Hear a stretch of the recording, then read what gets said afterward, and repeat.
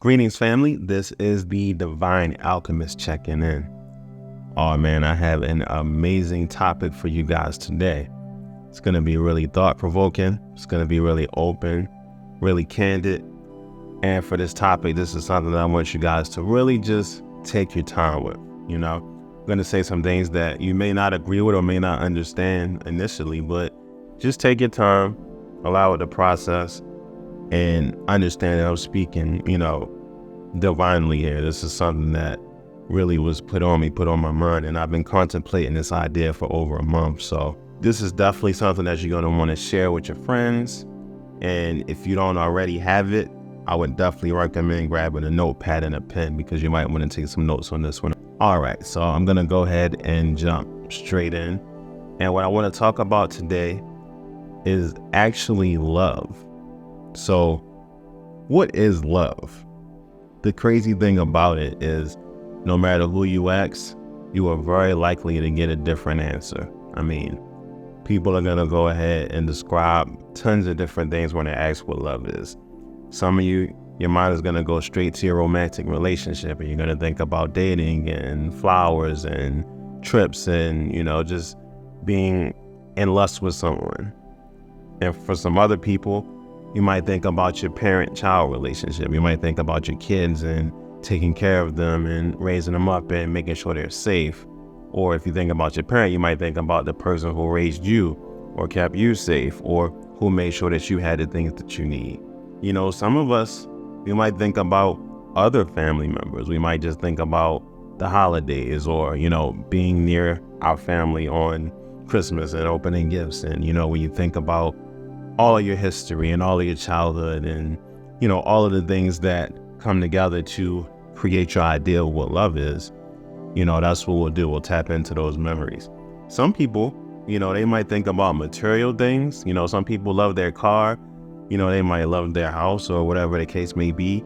And some people love activities. Like I said earlier, some people like to take trips. So a person might say, oh, I love Barbados, or I love England, or I love Spain, or whatever the case may be. But what I'm really getting at is that all of these answers are different. There's nothing consistent about it. And that's cool. But what the main problem with this is that our life is based on our definition of love. So I'm going to say that again. Your entire belief system is based on what you think about love, what you believe love is, how you understand love, how you give love, how you experience it. Everything is love.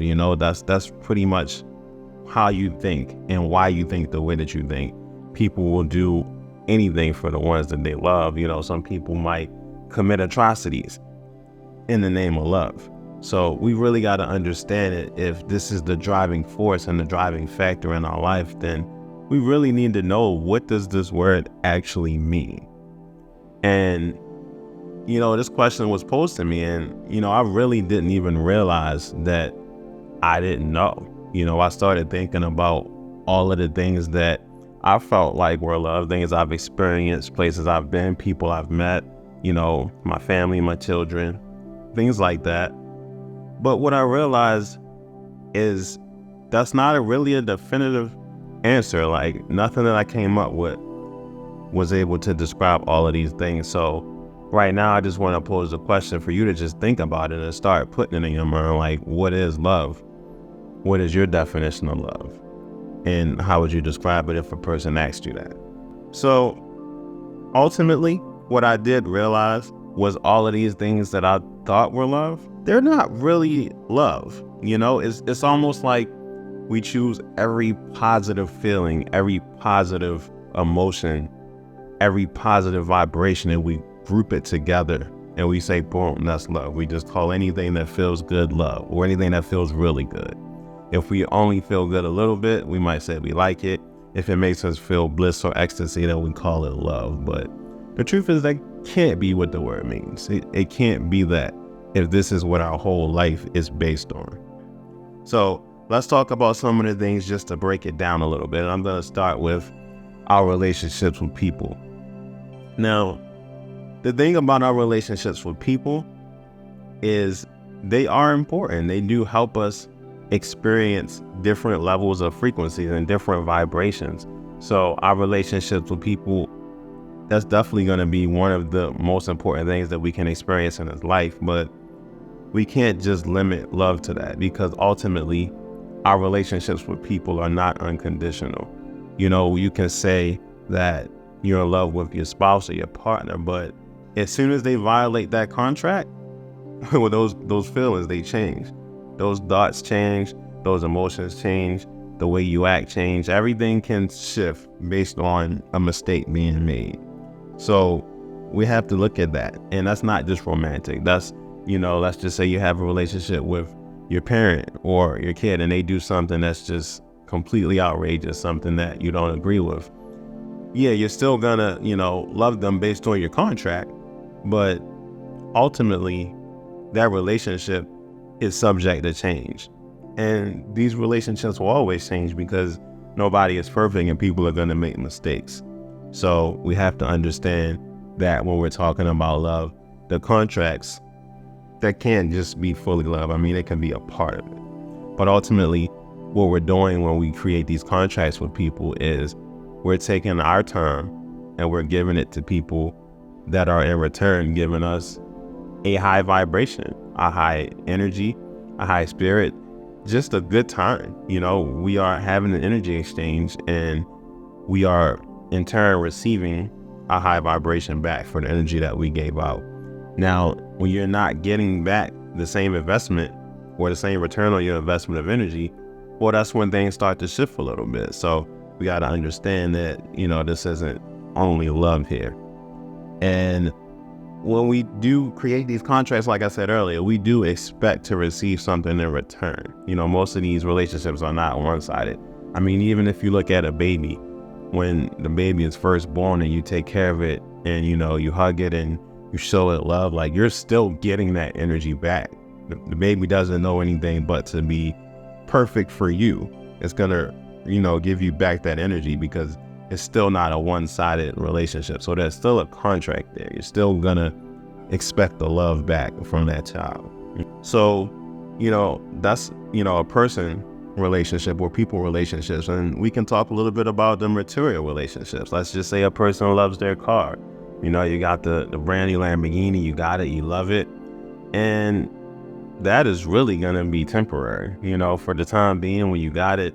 And, you know, it's the hottest car in the streets and it's brand new and you love it. That's only going to last for a certain period of time. Once that car breaks down, well, that contract is broken, the relationship changes.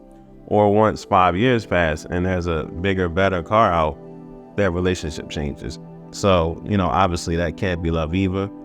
Activities, I mean, these things change for us as well. You know, the things that you love to do when you're 20 years old are not going to be the same things that you love to do when you're 50 years old. So all of these things, they have a space to change.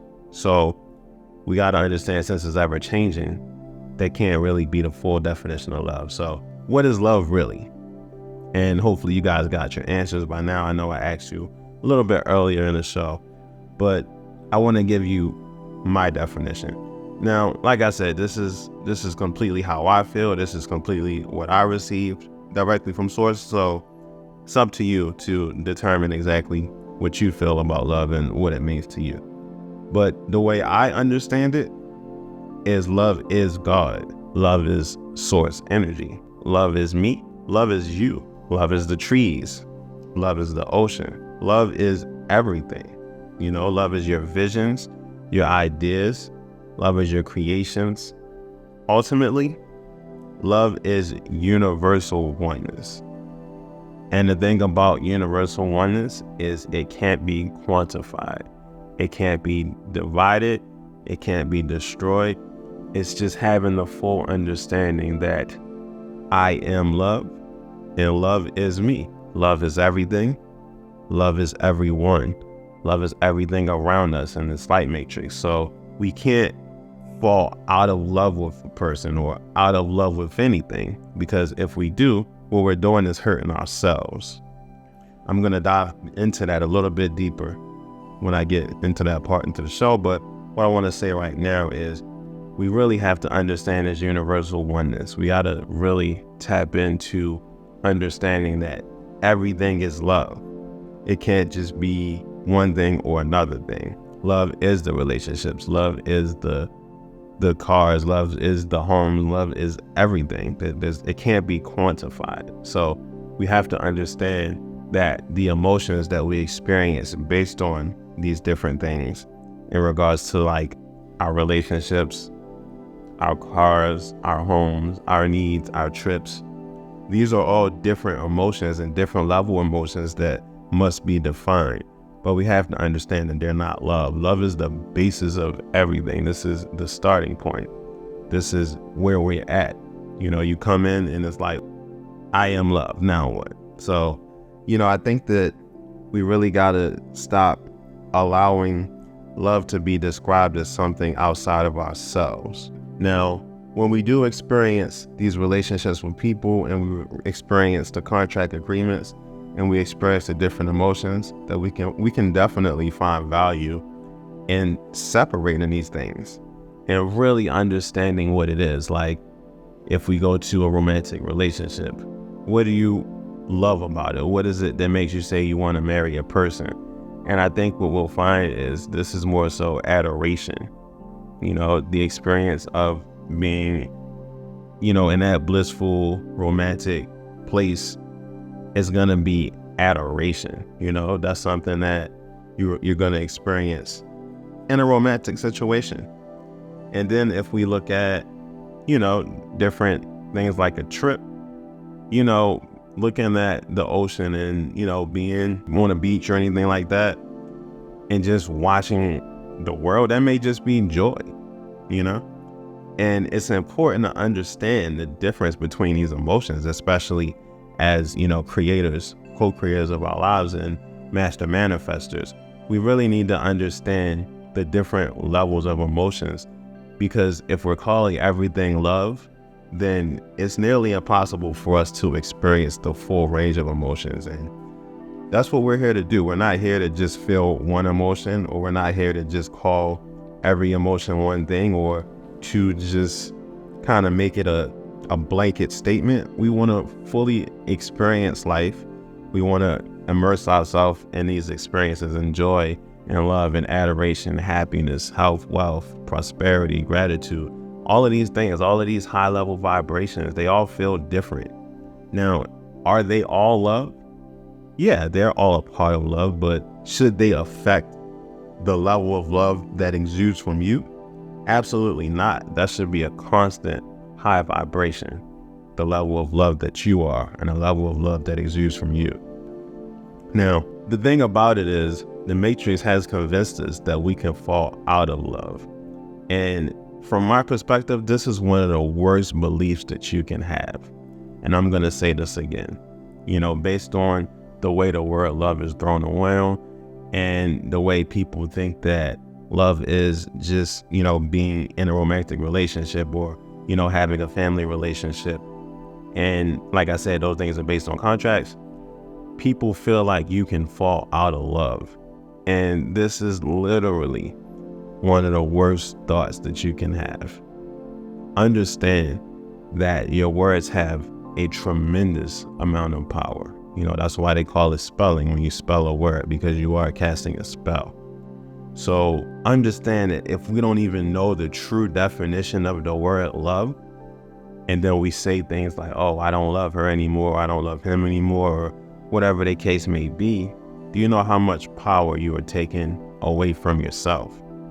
You are literally giving your power away and lowering your vibration every time you say that you don't love something, because literally universal oneness, love is everything. Everything is love. So by saying that you don't love something, you are lowering your vibration. So this is why it's important for us to determine the differences between these different vibrations, these frequencies, and these emotions. We got to know what joy is. We have to know what adoration is. We have to know what happiness is. We really need to take the time to separate it and not make it a blanket statement, because we don't want to say things like this. We don't want to say that, you don't love anyone. Even if, you're in a relationship, it ends bad, whatever the case may be, you can just say, well, I don't adore that person anymore.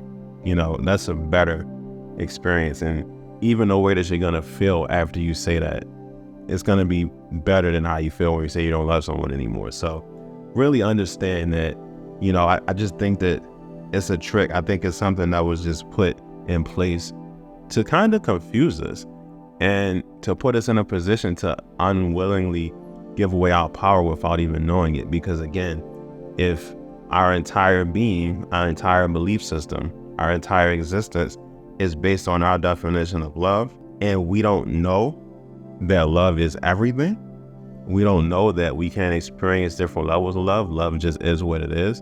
And every time we say that we don't love something or someone, or I'm out of love, we are literally lowering our vibration. We're sending ourselves closer and closer to a mental hell or a mental damnation, just based on words and based on not even understanding what we're saying. So super important to really get this concept. That's why I'm driving it home. You got to understand that love is everything. So, remove that from your vocabulary, saying that you don't love people anymore. Just change that to, you don't adore them, or whatever that contract is giving you, whatever experience you are receiving from that relationship, then, that's what you're not getting anymore. But never say that you're not getting no love anymore. And again, falling out of love is taking away your own power, literally sending yourself to a mental hell. Now, I do want to say this. There's nothing wrong with saying I love you. Just make sure you know what it means. It's still good to say I love you. I mean, in fact, after this understanding, it may be better to even say I love you more. I would encourage it. I mean, I know for me, once I came to this understanding, it's definitely been something that I've been feeling more. Like, for me, and I'm just getting a little personal, I wasn't always a person that said I love you a lot. Just because, and maybe mentally, I just realized that I didn't know what it meant. But now, I find myself saying it more. I find myself understanding it more. And I find it giving myself more power when I say the words I love you, and really understand what it means, and really understands the value that it provides to my life, and my vibration, and my experience. So nothing wrong with saying I love you. But, you might want to add in some different words for, your romantic partners. Maybe I adore you, or whatever the case may be. But like I said, really get comfortable with this on your own. Really feel it out. Really see, have fun with it. What emotion am I receiving from this relationship? What am I receiving from that?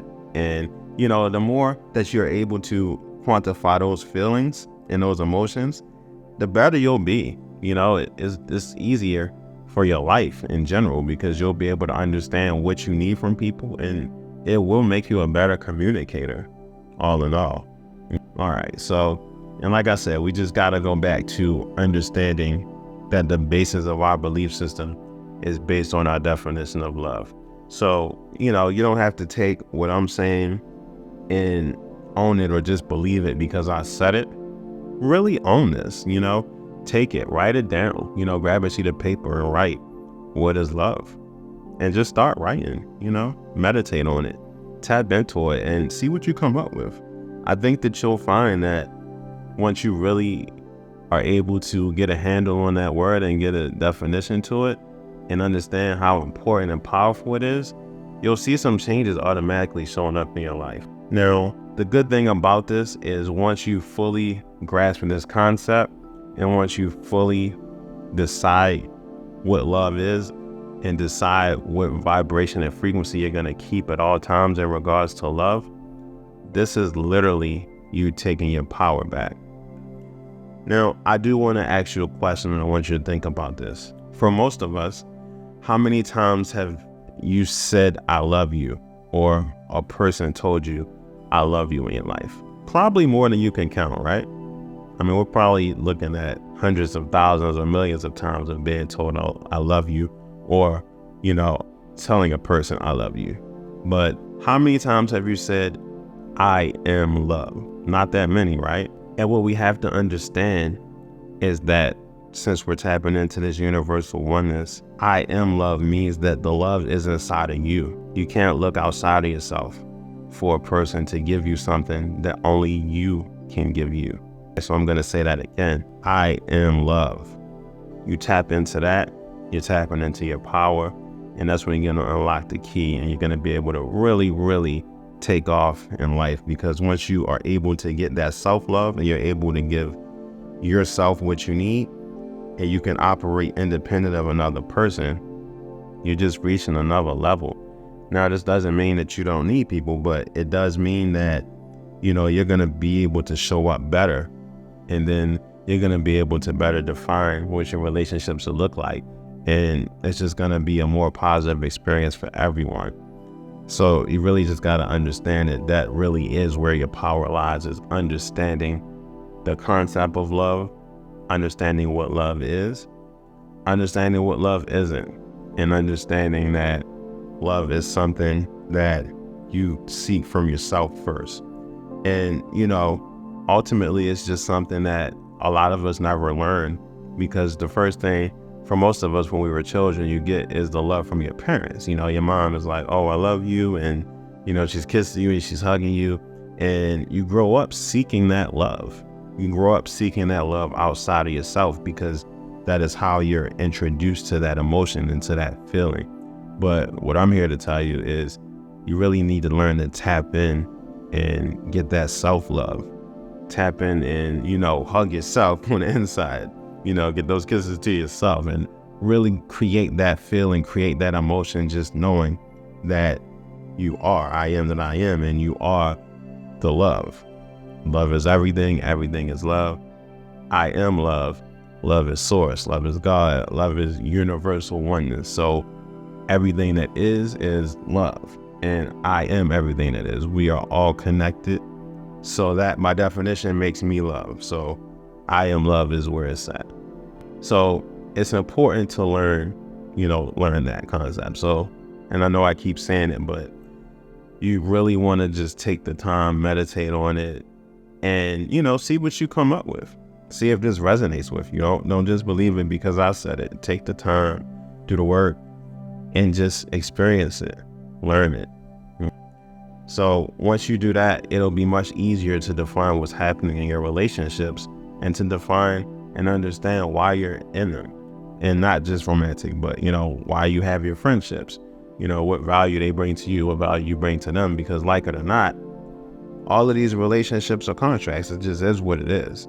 People don't go places they don't want to be, and people don't hang out with people they don't want to hang out with. You're going around people, you're spending time with people because there is an energetic exchange happening. So I'm going to go ahead and get this wrapped up, but I want to give you a few action steps just to make sure you understand what to do once you finish with this audio. So if you got a pen and paper, you can go ahead and write this down. So step one is really to learn what love means to you. I've given you my definition, but meditate on it, go deep, really think about it. Take some time. Like I said, it took me a month to really come up with, these answers. And this has just been the divine guided experience that I've been having. So take your time, understand what it means to you. Now, once you figure out what love means to you, now you can go ahead and define what's happening in all of your relationships. And this is not just with people, but your relationships with everything. Maybe your relationships with money, your relationships with, prosperity, with wealth, with your vision, with work, everything. Have some fun with it. So define what's happening in your relationships and really get to a place where you can determine what emotion you're experiencing and how you can experience these emotions. If you wanted to tap into them, it will.